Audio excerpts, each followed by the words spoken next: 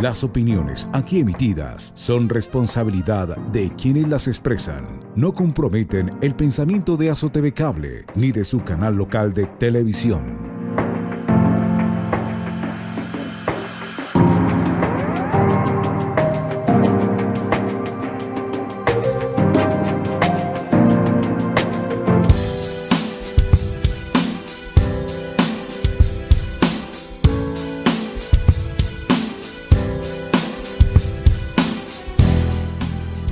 Cordial saludo amigos de Satel, Samanido Televisión, sean todos ustedes bienvenidos a este su programa Conversemos. Para esta oportunidad hemos escogido un tema bien interesante, un tema que nos va a ayudar a entender como ciudadanos, como colombianos, otras leyes que nos va a ayudar a comprender ese papel de los padres de familia.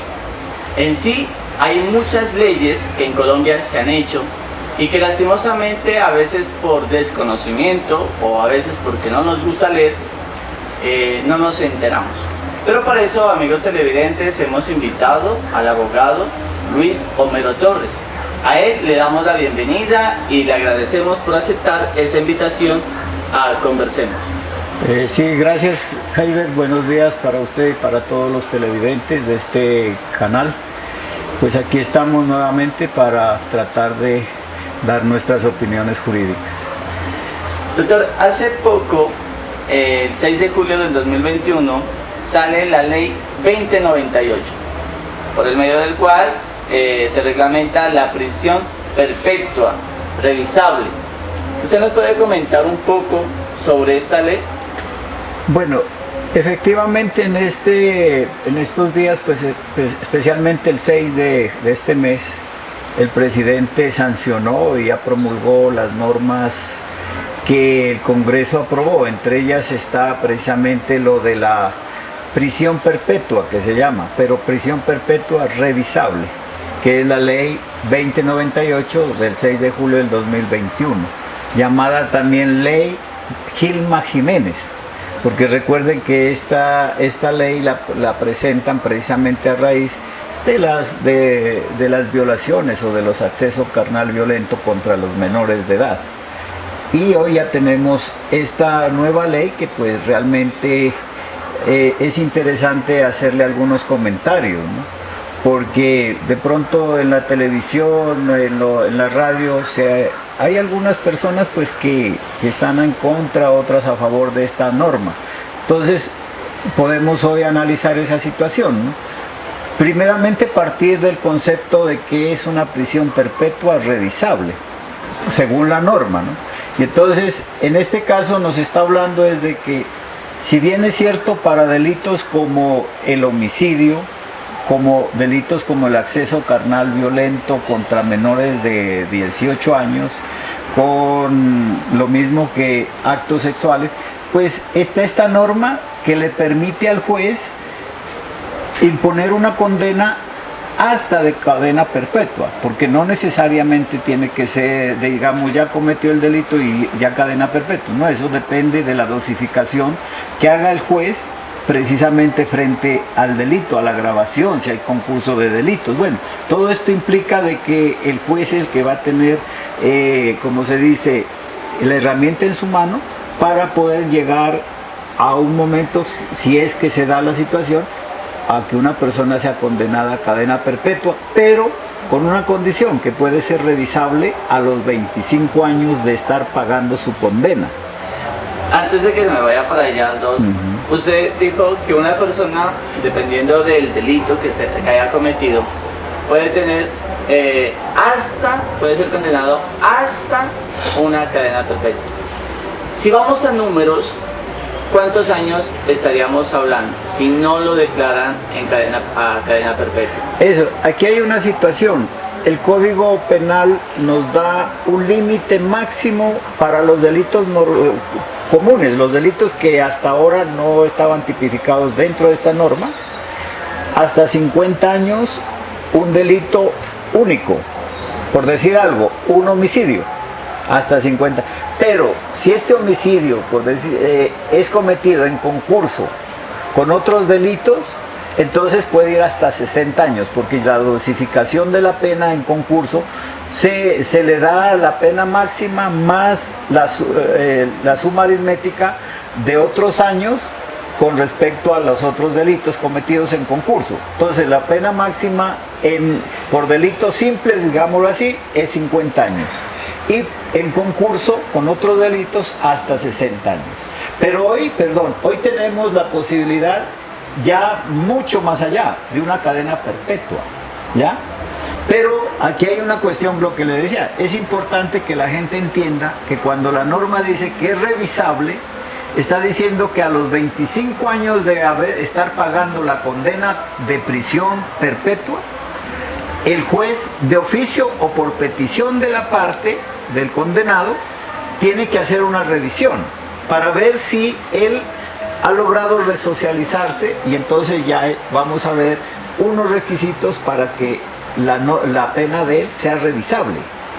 Y entonces si ya el juez, si la norma, todos los requisitos le permiten revisar la condena, entonces el juez también tiene unos límites para imponer una nueva condena, ¿ya? Que es lo que se llama una condena temporal, que le permite al juez, o sea, después de una evaluación de la resocialización, entonces le permite modificar la pena que fue de prisión perpetua a una pena temporal. Y aquí es donde vienen los límites para el juez. No puede ser menor de 50 años si es solamente el delito simple por el cual se condenó a prisión perpetua. Pero si es en concurso, lo mínimo que podría aplicarle son 60 años. Sí, no sé si me hice entender. Un ejemplo ya con números. Ya. Una persona de 30 años fue condenada a cadena perpetua. Usted está diciendo que cuando cumpla 25 puede ser revisada. Entonces, tiene 30, cuando ella tenía 55. Exactamente. Pudo haber eso, entonces, revisado. Sigamos con su ejemplo. 30 años de edad, cadena perpetua. A los 25, o sea, a los 45 años se les revisa.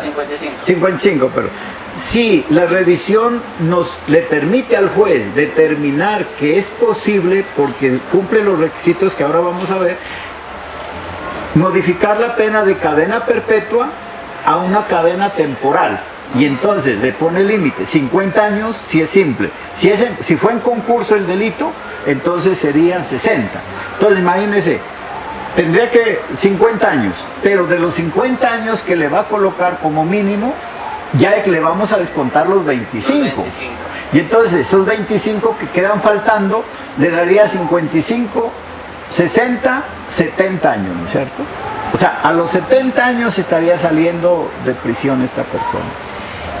Y eso es un ejemplo. Y cuando hablan de que tiene derecho, que le merman los años de prisión, ¿en ese sentido también tendría ese derecho? No, en este caso, pues la norma, o sea, cuando habla de la condena de las 3/5 partes, pues nos está diciendo que es para los delitos normales, ¿no es cierto? Porque el otro, mire, recuerde que no puede salir. Así cumpla las 3/5 partes, él no puede salir. Porque precisamente estamos hablando de una cadena perpetua, o sea, hasta que se muera. Por eso. Y a pesar de que hayan revisado los 25, no tiene que ser. Pues mire, ese sí sería un objeto de que la Corte haga una aclaración sobre eso, porque la norma hasta ahora no dice nada. Pero ya que usted toca el tema, pues yo como abogado diría sí tiene derecho. ¿Por qué?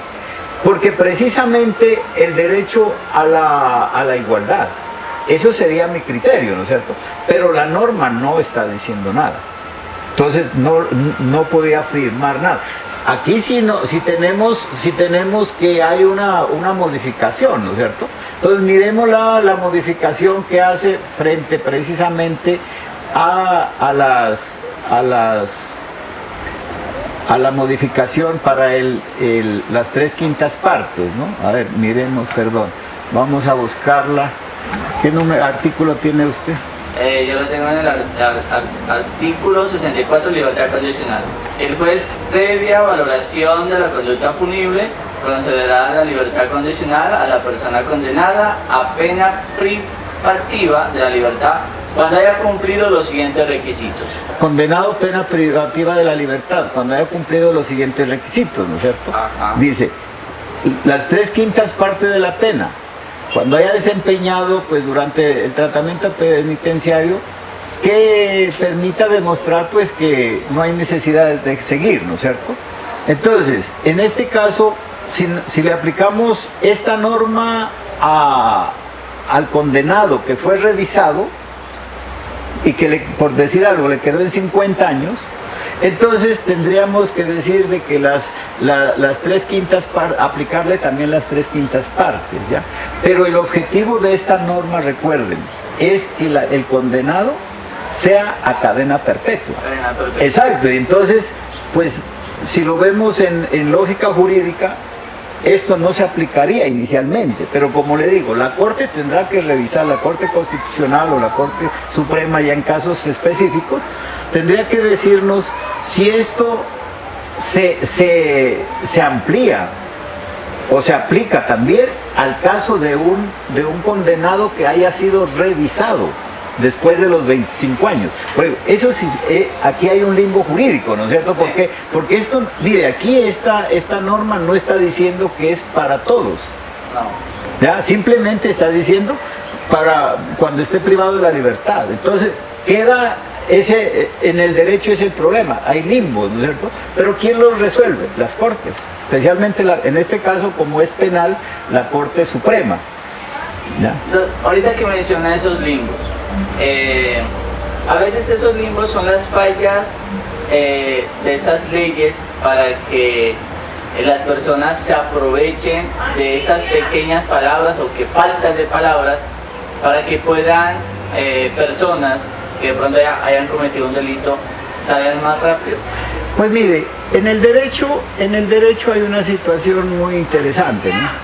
Que es uno mira de una forma, otro mira de otro. Y aquí quien termina diciendo cómo se debe hacer son las altas cortes, ¿ya? La Corte Constitucional especialmente tiene que ver que no se viole la Constitución, que todo esté acorde a la Constitución. Pero ya cuando llegamos a los casos específicos, como es el caso del derecho penal, en este caso pues la Corte Suprema es la rectora, ¿no? Y entonces ellos son las que determinan cómo se debe manejar esto, y eso que se llama la jurisprudencia que ellos sienten. Y en el campo administrativo pues está el Consejo de Estado. Entonces, por eso es que uno, mire, cuando sale una norma la estudia, pero va encontrando ciertas cosas. ¿Por qué? Porque recuerde que quienes hicieron estas normas, la mayoría no son abogados, no son juristas. Y entonces, mire, terminamos en esta situación, ¿ya?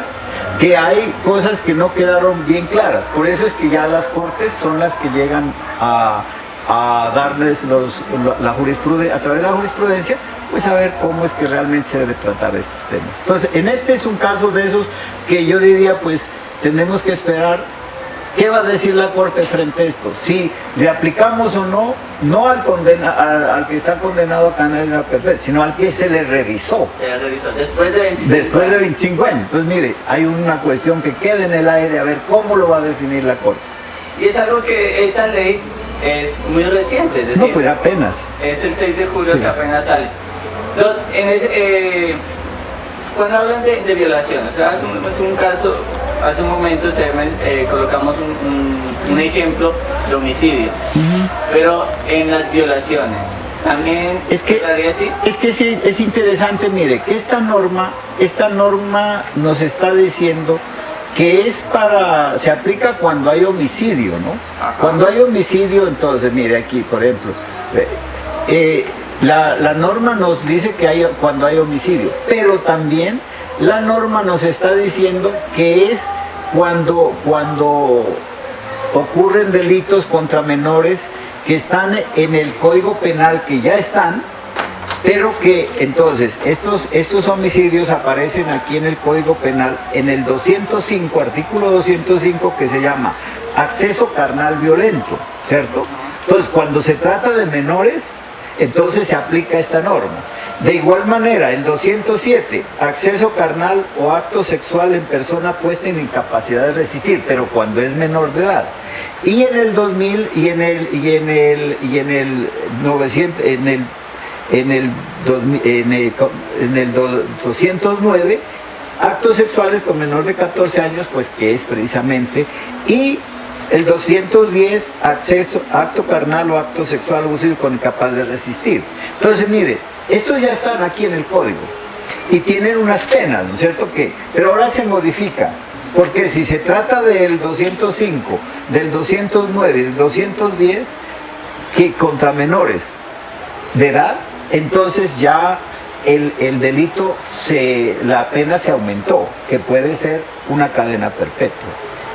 ¿Ya? Si vamos a hablar de cadena perpetua, económicamente, ¿estamos hablando también de un gasto para el gobierno? Uy, ese sí que es un tema interesante, porque mire, yo cuando fui estudiante de Derecho en Cali, precisamente en una de las materias que nosotros mirábamos sobre Derecho Penitenciario, yo hice una propuesta precisamente basado en eso, porque yo además de abogado, pues antes soy zootecnista. Y entonces, con base en la experiencia que yo trabajaba allá en la CBC, pues yo presenté una propuesta al Ministerio de Justicia, cuando el ministro era el doctor Parmenio Cuellar, ¿ya? Precisamente, ¿por qué? Porque lo que usted dice, mire, esta es una ley que aparentemente pues dice, uy, ya vamos a castigar con pena de prisión perpetua. Pero las otras implicaciones son graves. ¿Por qué? Porque en primer lugar, mire, le digo con toda sinceridad, en Colombia no hay resocialización, ¿ya? No hay resocialización. Los centros reclusorios se han convertido en escuelas del delito. Allá, mire, yo tuve la oportunidad de hacer un estudio en la prisión de Cali, ¿ya? Villanueva. Y eso, mejor dicho, lo que hay allá adentro, todo lo que las noticias dicen no es nada, ¿ya? Eso son aberraciones lo que hay adentro. Pero propiciado ¿por quién? Mire, acaban, por ejemplo, aquí en Túquerres de capturar 5 bandidos que vendían la droga allá adentro. Eso no es nada, la droga. Ya meten armas, droga, lo sacan en Cali, lo sacaban en los timbos que llevaban el alimento. A los presos los sacaban y los metían. Bueno, ¿qué no hacen allá? Allá venden el espacio, venden todo eso es una mafia horrible. Allá adentro no se sabe quién es más delincuente, si los que están condenados o los que los están cuidando. Es una desgracia lo que pasa aquí. Entonces, mire, partamos de eso, no hay resocialización. Entonces, por ejemplo, esta es una norma que tiene ese defecto. Vamos a revisar, dice, se resocializó. Pero ¿cómo se resocializa un depravado? Un depravado sexual. ¿Cómo se resocializa? Solo matándolo, ¿ya? Es que no hay nada que hacer. ¿Cómo le digo que le quite la lujuria a un depravado? ¿Allá adentro qué? Si allá adentro tienen sexo entre hombres. Entonces es muy difícil aplicar la revisión. Sí, pero no faltará el psicólogo, porque ahorita vemos las condiciones para la revisión. El psicólogo que, no, este señor ya está resocializado. Mira, sale y vuelve y viola y hace lo que sea. Ya, ahora el caso suyo, el costo económico para sostener todas estas personas allá adentro. Mire, ellos no pagan arrendo, no pagan comida, nada, ¿ya? Tienen todo. Y entonces, pero todo le cuesta al Estado. Pero el Estado, recuerden, ¿quién paga? Todos los colombianos con sus tributos, ¿ya? Porque el Estado, como hablábamos, es una ficción jurídica. El gobierno es el que reparte. Pero, ¿qué pasa? Hay que sostener. Entonces, ¿cuál fue mi propuesta cuando yo hice el estudio? Precisamente es ponerlos a trabajar adentro, ¿no es cierto? O ya, yo les planteé un programa de una granja integral. Una granja integral, ¿para qué? Para que especialmente los que tienen origen campesino, pues vamos a resocializarlos a ellos, sí, con una granja integral, pero no era simplemente la granja, sino que había que educarlos, darles una profesión técnica, tecnológica o universitaria en el campo agropecuario. ¿Para qué? Para que cuando ellos salgan, ya no salgan a delinquir, sino que salgan a producir, ¿ya?